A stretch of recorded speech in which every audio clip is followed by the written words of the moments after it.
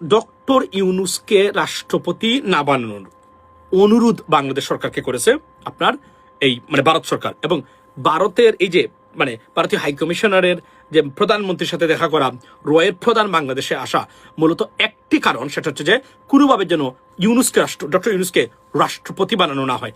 তারা এটা মানবেন না এবং তারা এটাতে কমফর্টেবল না। তারা মনে করেন যে দুই দেশের সম্পর্ক এগিয়ে নেওয়ার ক্ষেত্রে বাধা হয়ে দাঁড়াতে পারেন doctor Yunus. This exactly that I have picked up and my source told me।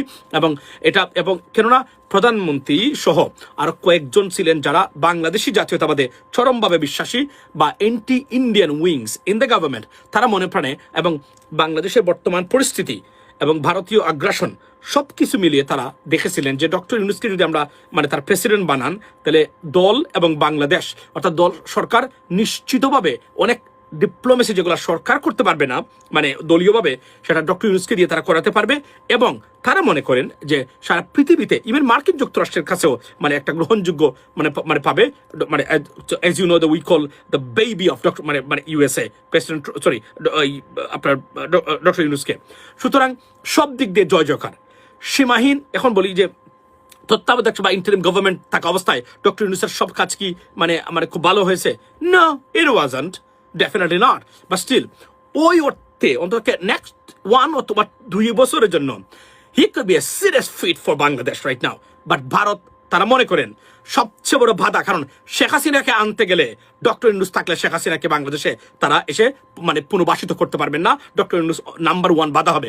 কেন ডক্টর ইউনূসকে তারা ঘৃণা করে? কারণ ডক্টর ইউনূসের গভর্নমেন্ট, যেটা আমরা বলেছি, আমি পার্সোনালি 7 বছর ধরে বলে আসছি, তারা অক্ষরে অক্ষরে সেটা করেছেন। সবচেয়ে বড় কাজটা একসময় করেছেন, মনে আছে? ভারত সারা বাংলাদেশ চলে না। এগুলা কতটা এখন আর শুনেন, মোটামুটি বন্ধ করে দিয়েছে ডক্টর মোহাম্মদ ইউনূসের গভর্নমেন্টের পর থেকে, যে ভারত সারা বাংলাদেশ চলতে পারে সেটা তারা দেখিয়েছেন। এর জন্য আপনি সবচেয়ে বড়, আবারও বলছি, ভারতকে পজিটিভলি দেখার কোনো সুযোগ বাংলাদেশের নাই। Not the Indian people but the Indian government. এখানে একটা জিনিস বলি, আজকে দেখলাম যে একজন বাংলাদেশের কৃষককে ধরে নিয়ে গেছে আপনার বিএসএফ, 2 জন ভারতীয়দেরকে ধরে নিয়ে আসছে। এখন আপনার কি বলে এটাকে, সাধারণ জনতা। বোঝাই যাচ্ছে যদি কখনো ভারতের সাথে কোনো ধরনের সম্পর্কের অবনতি হয়, সারা বাংলাদেশের 18 কোটি আর্মি হয়ে যাবে। এটা মোটামুটি কনফার্ম। মোটামুটি এটা বুঝেছেন তো? সেন্টিমেন্ট কোন জায়গায়, গুলি খেয়ে মারা যাবে কিনা কোনো গ্যারান্টি নাই। নিয়ে আসছে গিয়ে ভারতীয়দেরকে ধরে। বুঝেছেন মানুষ কতটা ক্রেজি এবং কতটা কাজ করতেছে। এখন এই কাজে এই মুহূর্তে আমি আমার মূল পয়েন্টে আমি আসছি। মূলত সবচেয়ে বড় যে জিনিসটা, ভারতের আসছিলেন, এটা আমি নিশ্চিত তথ্যের উপর ভিত্তি করে বলছি। আমি ভারতের প্রধান বৈরাগী জৈন নাকি জৈন, আমি নামটা বলে গেছি, উনি আসছিলেন ভারতীয় কনসার্নটাকে বাংলাদেশের যে গোয়েন্দা বাহিনী আছে সবার কাছে দিতে। এখানে আমার সন্দেহ আছে, বাংলাদেশ সরকারের নাম বলছি না, যে কোনো একজন ব্যক্তি চান না, সরকারের একটা উইং তারা ডক্টর ইউনূসকে চান না।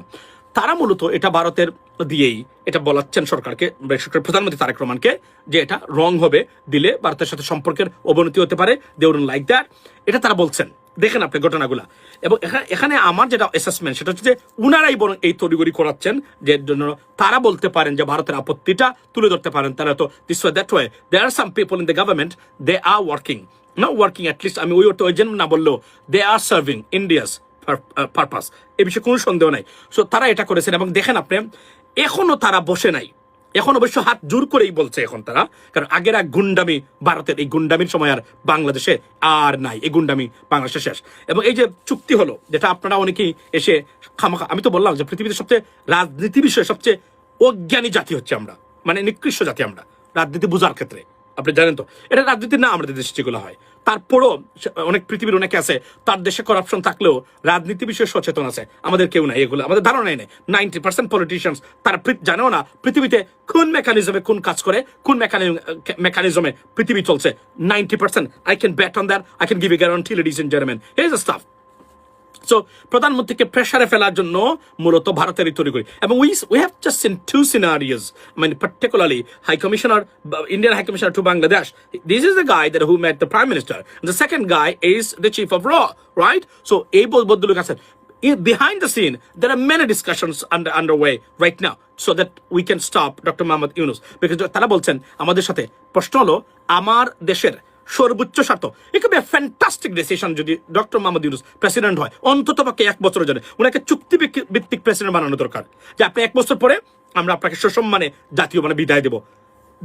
This could be the fantastic decision by the government right now. কেননা সারা পৃথিবীতে he could be a serious ambassador for this government because of his connection এবং তার চিঠি, তার হোয়াটসঅ্যাপ, তার ইমেইলগুলা। এটা একটা মারাত্মক কাজ হতো বাংলাদেশের জন্য। বাট আমি জানি হয়তোবা এই ভারতীয় লবির কাছে শেষ পর্যন্ত এটা মানে আর এখানে আমি নিশ্চিত করে বলছি, কর্নেল অলিকে জামাত মানে সহ যারা দিয়েছেন, the government didn't even talk about that. He was completely মানে it was like trust into the bin. Doctor অলিরকে তারা বিবেচনা তো করা দূরের কথা, এটা নিয়ে আলোচনাই করেন নাই তারা। এটা আমি বলে দিলাম আপনাদেরকে, জেনে বলছি আমি।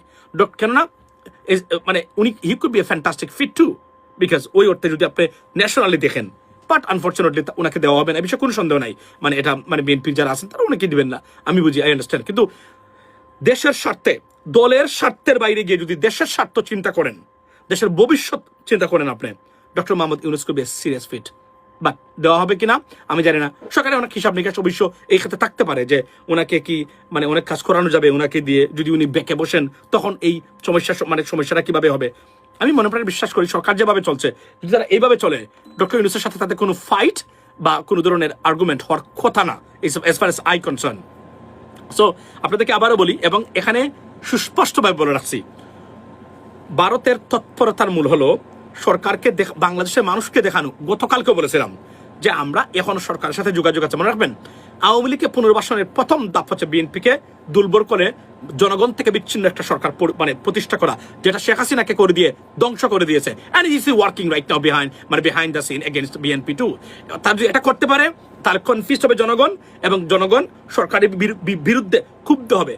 যখন ক্ষুব্ধ হবে, সরকার দেখবে জনগণ তাদের সাথে নাই, তখন ওই তারা ভারত গেসা হবে। ভারতকে তারা রক্ষা কবচ হিসাবে শেখ হাসিনা যেভাবে দেখেছিল ঠিক এভাবেই তারা দেখবেন, এবং এটাই ভারত চায় এই মুহূর্তে। যদি হিসাবে ভুল করে থাকেন, কোনোভাবে ভুল হয়ে থাকে, জামাতের উপর ভিত্তি করে জামাতকে নিধন করবেন। আমি আবার বলছি, জামাত cannot be a threat to BNP, never be a threat to BNP 100%, but Indian এজেন্টসরা বিএনপির উচ্ছেদকরণের জন্য থ্রেট হতে পারে এবং থ্রেট হবে। এটা যদি বিএনপি বুঝতে ব্যর্থ হয়, সরকার বিপদ আসন্ন বিএনপি সরকারের জন্য। মাথায় রাখবেন, এটা ভারত মানে খুব ভালো খেলা খেলতেছে এই মুহূর্তে। এটা যারা আছেন সরকারের উপদেষ্টা বা রাজনৈতিক আন্ডারস্ট্যান্ডিং করে রাজনৈতিক, they have no idea what the hell is going on right now, to be honest with you. But আমি এর জন্য আমি খুব শঙ্কিত তারা কিভাবে করবেন। এখন এরপরে যদি ডক্টর ইউনূসকে রাষ্ট্রপতি বানানো হয়, খেলা কিন্তু ঘুরে গেছে একদম। এবং আমি আবার বলি, ভারতকে প্রেসারে ফেলে বাংলাদেশের সবকিছু তিস্তা, পদ্মা ব্যারেজ করে নেওয়ার সময় চলে এসেছে। এই যে প্যাক আছে, আমি মনে রাখবেন, আমি আপনাদেরকে বলি, এই মুহূর্তে বাংলাদেশের বিরুদ্ধে কোনো ধরনের কোনো সামরিক তো দূরে থাক, কোনো ধরনের খেলার সুযোগ বা ক্ষমতা ভারতের হাতে নেই। তার কোনো খেলাই নাই, ভারতের হাতে কোনো খেলাই নাই এই মুহূর্তে, ইটস কমপ্লিটলি জিরো। কিন্তু আমরা যদি বুঝি this is a spring time, to be honest with you, মানে এই সময়টা মানে যদি আমরা কোনোভাবে বসন্তকালটা কাজে লাগাতে পারি, আমরা আমাদের আবার বলি, ভারতকে আপনি যদি ফাঁসা দিয়ে দেন সরকারের, বুঝলেন তো, সরি ফর মাই ল্যাঙ্গুয়েজ, তারপরেও ভারত বাংলাদেশের বন্ধু কখনোই হবে না। This is not the strategy, this is not the policy. আমি গতকালকে বলেছি, সালমান শাহ হত্যায় ভারত জড়িত, আমি মনে প্রাণে বিশ্বাস করি, আমি আপনাদেরকে বলেছি, এবং এটা আমার অ্যাসেসমেন্ট আমি দিয়েছি, ইট ক্যানট বি আনট্রু 100%, রাইট? এবং এখানে বলে রাখি, সো মূলত যে ঘটনা এখন ঘটতেছে সেটা হচ্ছে যে ভারত চাচ্ছে যে কোনোভাবে হোক না কেন এখনই সময়টা তারা তাড়াহুড়া করতে হবে। ডক্টর ইউনূস থাকলে সবচেয়ে বড় বিপদগ্রস্ত রাষ্ট্র হবে ভারত। এবং যদি আমাদের রাষ্ট্রপ্রধান উনি চেয়েছেন, আমি মনে প্রাণে জানি বলে বলছি, উনি চেয়েছেন, কিন্তু বিএনপিতে আরো যারা আছেন সরকারে তারা আসলে কিভাবে দেখেন বিষয়টা। আর যদি দলীয় সংকীর্ণতার দৃষ্টিকোণ থেকে এটাকে দেখা হয়, তাহলে ডক্টর ইউনূস এখানে থাকতে পারবেন না, আসার কথাও না। That is a bottom line, right? গেল একটা।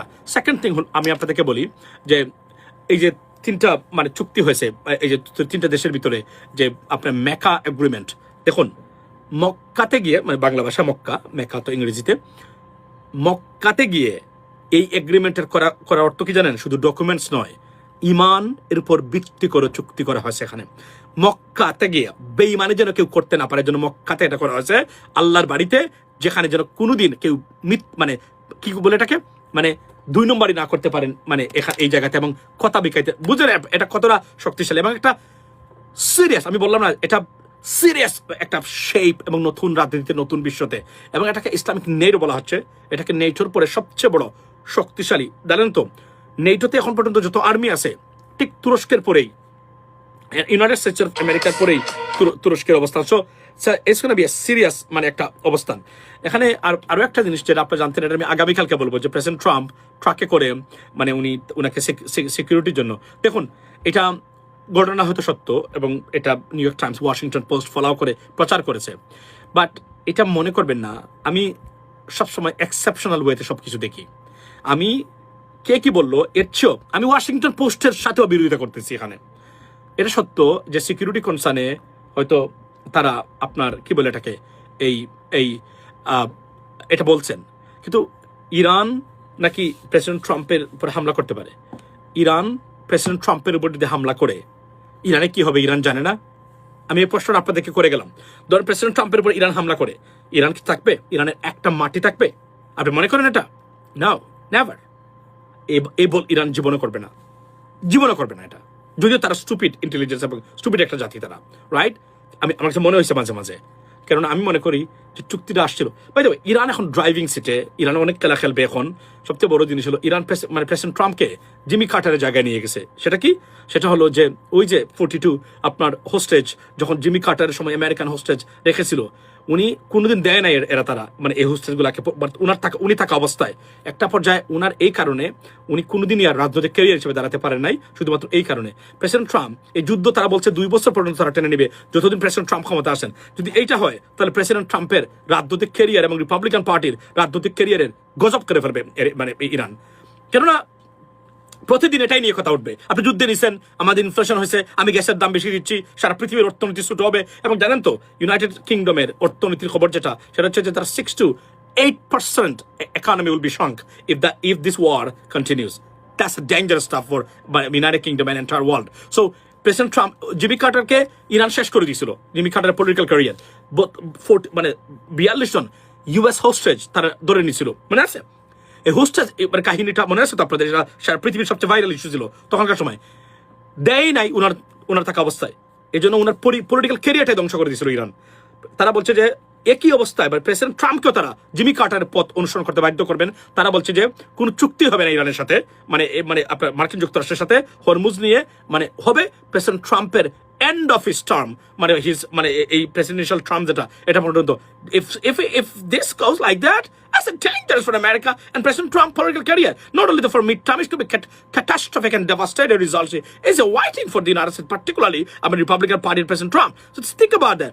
Iran is in a driving seat right now, undoubtedly. আমি আপনাদেরকে এটা বলি, কেন বলি জানেন? কারণ মূল জায়গা কোনটা? মূল জায়গাটা হলো এর মানে কি, মানে আমেরিকার ক্ষতি হয়ে যাবে না, আমেরিকা উইল বি বেনিফিটেড অর্থনৈতিকভাবে। কিভাবে জানেন? ওনারা সবার কাছে এখন গ্যাস বিক্রি করেন। ভারত ইরানের কাছ থেকে গ্যাস কিনতে পারতেছে না, রাশিয়ার কাছ থেকে কিনতে পারতেছে না। দেখুন ভারতের আরো একটা মরার উপর করার গা, খালি ভারতের খবর, খালি ভারতের নেগেটিভ খবর। যেদিকে তাকাই এদিকে দেখি H1B visa, this problem, that problem, যেদিকে তাকান সেদিকেই তোমাকে দেখি, গান আছে না, যেদিকে তাকাই শুধু তোমাকে দেখি। ঠিক একই ঘটনা ঘটতেছে এখানে, যেদিকে তাকাবেন নেগেটিভ খবর সেদিকেই ভারত উপস্থিত। Let me tell you why. আপনারা জানেন তো ইরান বলছে ভারতকে, you buys oil from us. Bharat bolche no, they will sanction us because Russia's sanction bill passed. Means what? I cannot buy anything, not a single drop of oil, right? From what? From Russia. There is a sanction bill. Otherwise, তখন America automatically Bharat স্যাংশনে পড়ে যাবে, সব দিক দিয়া সর্বনাশ হয়ে যাবে, right? They're done. এখন ইরানের কাছ থেকে কিনতে পারতেছে না, কারণ ইরানের কাছ থেকে কিনলে এখন তারা বলবেন দুটো জিনিসের কারণে, মানে যুক্তরাষ্ট্র ভারতকে সবচেয়ে বেশি শিক্ষা দিয়েছে। Number 1, false certificate, university certificates দিয়ে, কাগজ দিয়ে H1B ভিসার অ্যাবিউজ করা ভারত থেকে, প্রাতিষ্ঠানিক অ্যাবিউজ করেছে তারা, রাষ্ট্রীয় অ্যাবিউজ করেছে। I mean to be honest with you, মানে with the concern of the Indian government. এটা ভারত, এটা মার্কিন যুক্তরাষ্ট্র তারা মনে করেন না, তারা এভিডেন্স প্রোভাইড করেছেন মানে ইন্ডিয়ান গভর্নমেন্টের কাছে। তারা মনে করেন এটা ইন্ডিয়ান গভর্নমেন্ট তারা সলিসিটেড, মানে এই ধরনের অ্যাবিউজ করার জন্য হাজার হাজার। এখন সবার বিরুদ্ধে অ্যাকশন চলছে। মারাত্মক সবচেয়ে ক্ষতিগ্রস্ত ভারতীয় মানে H1B ভিসা হোল্ডার, যারা বিন্দু মাত্র পরিমাণ যদি ডিফেক্ট থেকে থাকে সবাইকে তারা পাঠিয়ে দিচ্ছে। নজিরবিহীন ঘটনা এখন ঘটতেছে মানে এই মুহূর্তে, মানে ভারতে, মানে সবকিছু ফেয়ার না ডেফিনেটলি, বাট দিস ভারতীয়রা বিপদে পড়েছেন। সেকেন্ড থিং কোনটা? সেকেন্ড থিং হলো রাশিয়ার কাছ থেকে তেল কিনা। তারা মনে করেন এই ইউক্রেন যুদ্ধটাকে সারা ইউরোপ মনে করে, not only United States, because সারা ইউরোপ ইউক্রেনের সাথে। ওয়াই? বিকজ যদি কোনো কারণে রাশিয়া এখানে উইন করে বা যে কোনোভাবে হোক না কেন, তাহলে কি দাঁড়াবে? Next one which country? Poland. রাশিয়াতে চলে যাবে পোল্যান্ডে, অর্থাৎ নেটো দেশে আক্রমণ হবে, পৃথিবীটা তছনছ হয়ে যেতে পারে, বিপদগ্রস্ত একটা সিচুয়েশন তৈরি হতে পারে। এজন্য তারা মনে করেন যে যদি ইউক্রেন রাশিয়া নিয়ে যায় তাহলে ইউরোপ হচ্ছে সবচেয়ে বড় নেক্সট টার্গেট। এটা তারা এই হিসাব নিকাশ করে তারা এখন ইউক্রেনকে সব ধরনের সহযোগিতা, পার্টিকুলারলি গ্রেট ব্রিটেন, তারা দিয়ে যাচ্ছেন, বা মানে all NATO countries, something like that, right? So এটা তাদের স্ট্র্যাটেজিক কারণে they have to do that, that is no alternative. এখন যেটা হচ্ছে ভারত গেল একটা, এবং এই ইউক্রেন যুদ্ধটা তারা মনে করে ইনডাইরেক্টলি এটার অর্থ যোগানো মানে মার্কিন যুক্তরাষ্ট্র এবং নেটোর বিরুদ্ধে অবস্থান নেওয়া। হিসাবটা মিলিয়ে নেবেন আপনারা, আমি যেগুলো বলছি একদম। This is the problem. এই জন্যই ভারতকে এই শিক্ষাটা দিয়েছেন, আর ব্রিক্স, এই তিনটি কারণে নজিরবিহীন শিক্ষার মানে পানিশমেন্টের সম্মুখীন ভারত। এখান থেকে ভারত উঠতে পারতেছে না। এখন যেটা হবে সবচেয়ে মারাত্মক মানে খবরটা শুনেন আপনারা, এই যে মেকা এগ্রিমেন্ট, মনে রাখবেন আল্লাহর বাড়িতে গিয়ে এগ্রিমেন্ট হয়েছে, এরপরে তারা নামাজে গেছিল সবাই। এরপরে তারা সবাই এখানে নামাজে গেছে। এরা শুধু মৌখিক চুক্তি আর মানে কাগজের উপর ভিত্তি করে চুক্তি নয়, ইমানি চুক্তি করে আসছে তারা। এখানে বোঝার চেষ্টা করবেন আমি কি বলছি এখানে। এখন এটা কোনোভাবে এটাকে অগ্রাহ্য করা সম্ভব? এখন যেটা হবে, যদি পাকিস্তানের সাথে কোনো যুদ্ধ হয়, আল্লাহ করুক না,